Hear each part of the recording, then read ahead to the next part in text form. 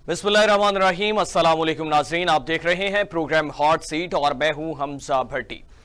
नाज़रीन, supreme court ने election tribunals case का फैसला महफूज कर लिया है। समाअत के दौरान सलमान अकरम राजा ने चीफ जस्टिस काजी फाइज ईसा पर एतराज उठा दिया।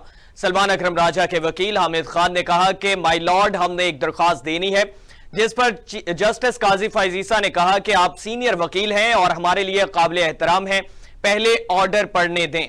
सलमान अकरम राजा ने चीफ जस्टिस पर एतराज कर दिया, जिस पर काजी फाइज ईसा ने कहा कि आपने खुद को अलहदा करना है तो कर लें, अभी अटॉर्नी जनरल गुज़िश्ता समाअत पर हुक्मनामा पढ़ें। इस दौरान हामिद खान ने कहा कि हमें आपके केस सुनने पर एतराज है। चीफ जस्टिस ने कहा कि आप बराए मेहरबानी अपनी निशस्त पर बैठे और आपको बाद में सुनेंगे। हामिद खान कमरा अदालत से चले गए। चीफ जस्टिस ने रिमार्क्स दिए कि पार्लियामेंट की मुद्दत 5 साल से है, जो बढ़ नहीं सकती। स्टे ऑर्डर वाले केसेस भी सुप्रीम कोर्ट में आते हैं। जो मामलात अदालत के नहीं हैं, इन्हें आपस में हल करें। एक दरखास्त करके थक गया हूं कि लेकिन किसी ने जहमत नहीं की कि आइन को देखें, आइन में क्या कहता है, आइन में की किताब में क्या लिखा है। और उन्होंने कहा कि लेकिन आइन को कोई पढ़ना गवारा नहीं करता है। जस्टिस जमाल मंदुखेल ने कहा कि हाईकोर्ट के चीफ जस्टिस को कोई मामूली इंसान तो नहीं है। इलेक्शन कमीशन और हाई कोर्ट दोनों इदारों के लिए इज्जत है। ट्राइब्यूनल्स में जजेस की तैनाती पर पसंद नापसंद की बात अब खत्म होनी चाहिए।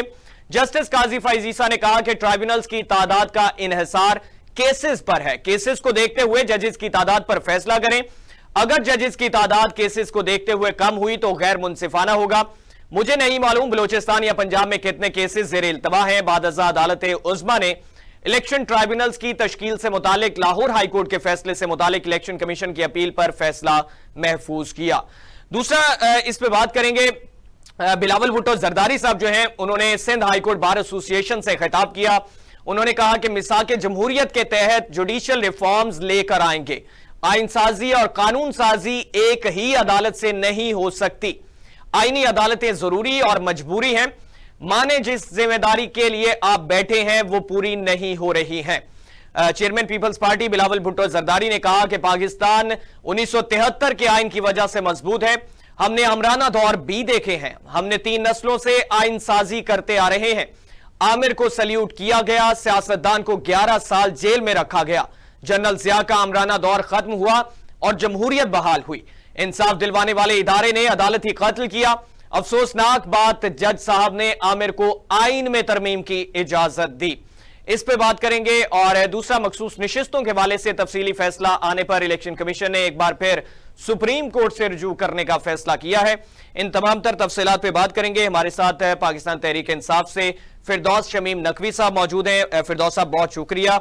और हमें रजा सैयद साहब ज्वाइन करेंगे एज ए एनालिस्ट, उनको भी खुशामदीद कहेंगे। फिरदौस साहब, किस तरह से देखते हैं, सुप्रीम कोर्ट ने इलेक्शन ट्राइब्यूनल केस का फैसला महफूज किया है और इसमें सलमान अकरम राजा और हामिद खान साहब जो हैं, उनकी जानिब से जो है वो तहफ़्फ़ुज़ का इजहार भी किया गया। उन्होंने कहा कि हमें आपके केस सुनने पर एतराज़ है, लेकिन उनको सुना नहीं गया। उन्होंने कहा कि पहले जो फैसला है उसको पढ़कर सुनाने दिया जाए।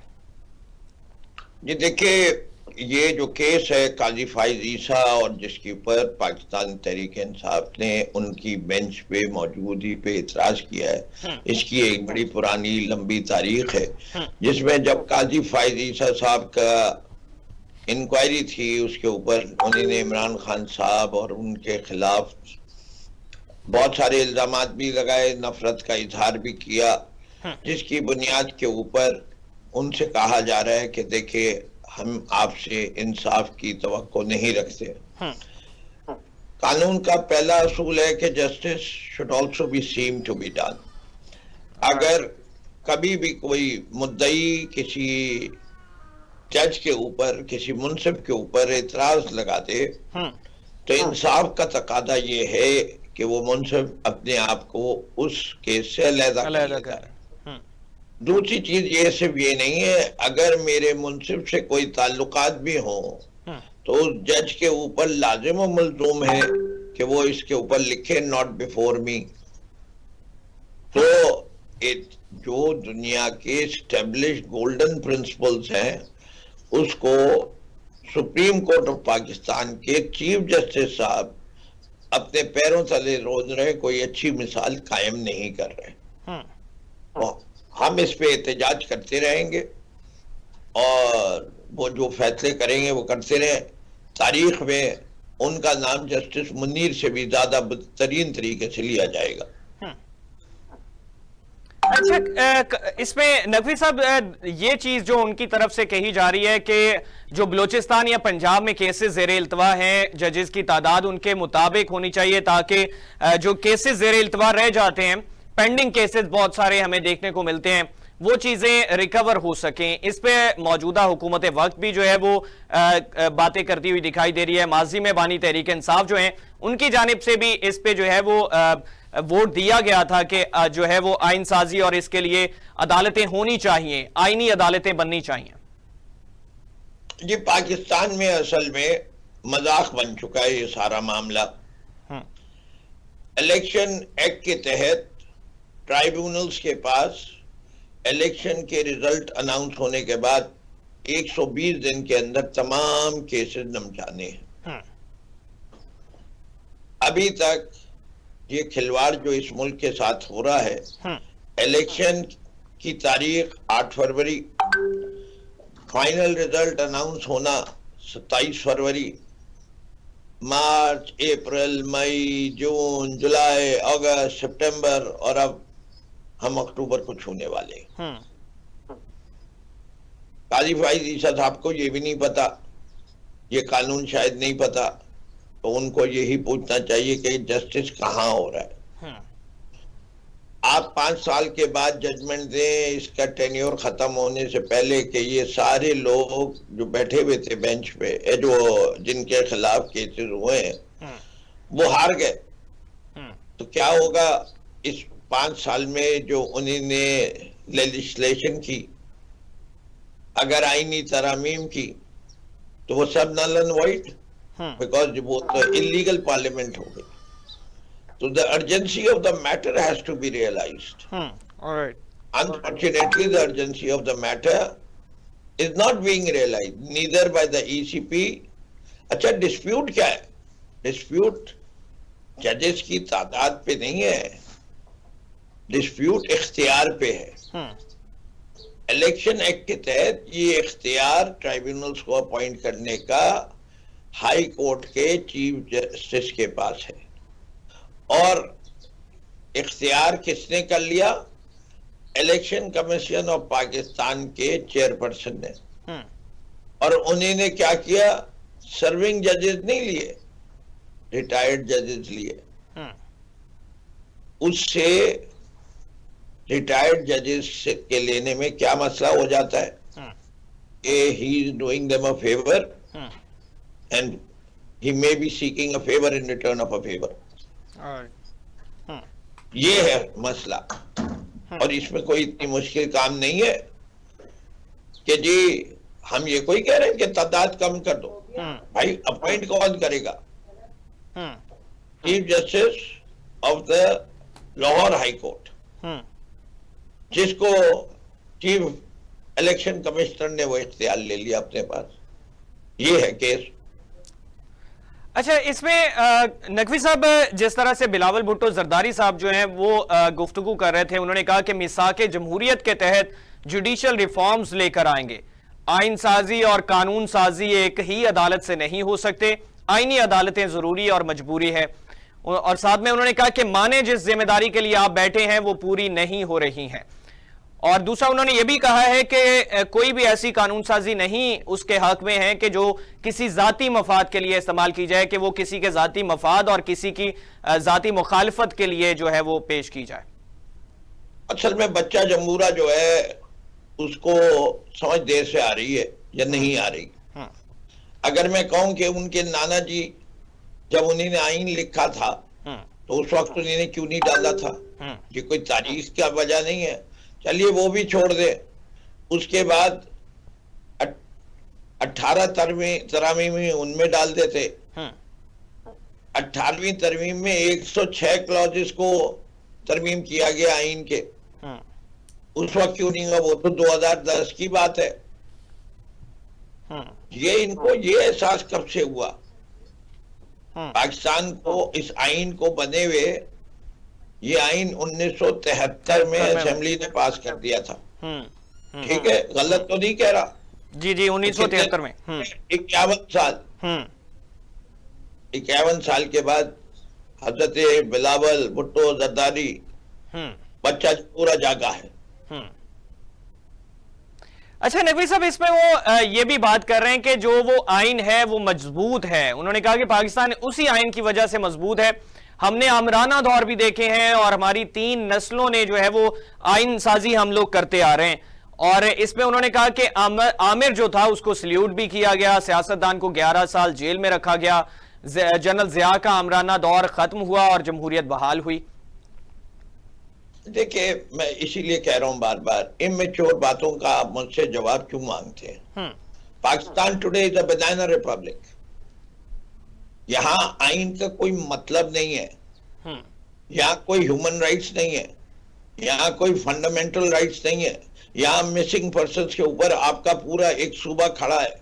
ये आइन इतना कमजोर है कि जो डिस्प्यूट्स हैं, जो नेशनल लेवल की डिस्प्यूट्स हैं, जो डिससेटिस्फेक्शन इन द कंट्री है, जो इस वक्त छोटे सूबों को, अभी भी नहीं माजी में भी, मशरकी पाकिस्तान क्यों अलहदा हुआ था कि उस वक्त के आइन की कमजोरी थी। ये नहीं है कि पाकिस्तान में आइन नहीं था, 1958 के आइन में भी कमजोरी थी, 1951 के आइन में भी कमजोरी थी।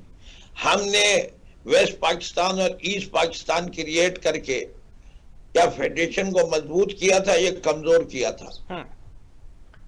आज इस मुल्क के अंदर जब तक सारे सूबों का साइज तकरीबन बराबर नहीं होगा, सही फेडरेशन नहीं बन सकती। आइन के अंदर जो प्रोविजंस हैं वो काफी मुश्किल है। हम एक बनाना रिपब्लिक है, यहाँ फैसले जर्नल कर रहे हैं। नकवी साहब, एक मिनट प्लीज कंप्लीट। ये इतना कमजोर आइन है कि पाकिस्तान का मतलब तब्दील हो गया है बार बार माशाल्लाह। ला इलाहा इल्लल्लाह नहीं है, बार बार माशाल्लाह। नकवी साहब, माजी का जो दौर रहा खान साहब का, उसमें भी समझते हैं कि उसमें भी ये सारी चीजें थीं, ये तमाम तर मसाइल थे। लेट्स पुट इट दिस, क्या आपके प्रोग्राम में आप मुझे इतना वक्त देंगे कि हम इन चीजों पे बात कर सके? वो मुमकिन नहीं है। एक चीज आपको पता है कि आपको प्रायोरिटाइज करनी पड़ती है चीजें जिंदगी में। मैं बार बार ये मिसाल देता हूं, घर में आग लग गई है, मैं घर की आग बचाऊं या अपने बच्चे की जान बचाऊं? ऑब्वियस आंसर है, बच्चे की जान बचाओ। तो इट डजंट मीन कि कल आप मुझे इल्जाम लगाएं कि आपने अपना घर क्यों नहीं बचाया। मैं बच्चे की जान बचा रहा था। ठीक तो है, आपको ये देखना पड़ेगा कि तारीख में क्या हालात थे। और दूसरी चीज, अगर let's say I take this argument जो आपने हिडन इन्फ्लुएंस डाल रहे हैं कि जी Imran Khan also committed the same mistake, fine, people to commit mistake, does it mean कि हम दोबारा वही गलतियां करते रहे? तो नो, तो लेट्स मूव फॉरवर्ड। गलती अगर गलती हुई वो रिपीट नहीं होगी। एक मिनट मौका, मैं एक मिसाल देता हूँ। मेरी खान साहब से मुलाकात हुई, मैंने कहा खान साहब अब के हमारा एजेंडा जो है ना, करप्शन पे फर्क होना चाहिए। उन्होंने कहा क्या होना चाहिए? मैंने अब के हम कौन से ये नहीं कहेंगे कि हम चोरों को पकड़ेंगे, अब के हमारा वादा ये होना चाहिए कि हम चोरी होने नहीं देंगे, ना चोरी करेंगे। ये बहुत अच्छी बात है। अच्छा, ये बहुत अच्छी बात है शमीम साहब, लेकिन जिस तरह से आपने बात की कि घर में आग लग जाए तो बच्चे को बचाना जरूरी है और हमने बच्चे को बचाया, इसी तरह से दीगर सियासी जमातें भी अपने अपने बच्चों को बचाने में लगी हुई हैं। घर का नहीं सोच रहा कोई भी। तो असल में वो फर्क है, वो अपने बच्चों को बचाने को कर रही है और मैं कौम को बचाने की बात कर रहा था। मैं सिर्फ मिसाल दे रहा था।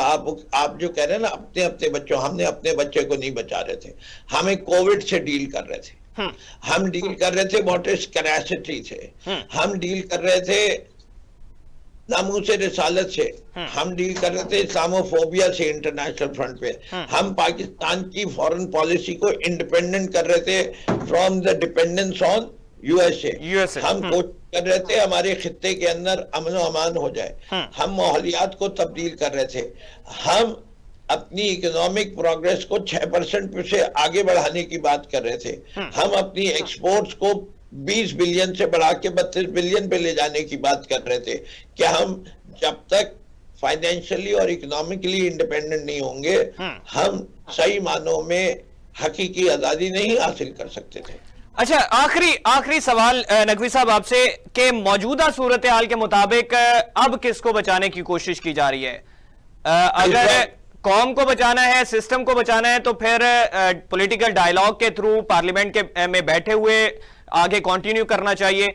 ये मुतालबा जो किए जा रहे हैं कि रिहाई करें, रिहाई होगी तो निजाम चलेगा, ये क्या सिनेरियो है? नहीं जी, गलत। सिस्टम को ढाना है, जैसे कि हाइब्रिड रिजीम कहीं भी कॉन्स्टिट्यूशन में नहीं है। आइन की बालादस्ती चाहिए, रूल ऑफ लॉ चाहिए। ये नहीं है कि आप एक आदमी को उसकी सारी केसेस में बेल हो जाए और जिस दिन इसको और या उसकी बीवी को छूटना हो उस दिन आप दरवाजे के ऊपर एक नया केस लाके उसको फिर अंदर कर दें। ये आइन का तकाजा नहीं है, ये इंसाफ का तकाजा नहीं है, ये इंसानियत का तकाजा नहीं है। आज ये कौन सा मुल्क है जिसके अंदर अगर एक शख्स इंटरव्यू दे दे, चाहे उसके ऊपर इल्जाम 20 गाड़ियां जलाने का हो, उसके सारे गुनाह धुल जाते। उसके ऊपर कोई 9 मई नहीं आती।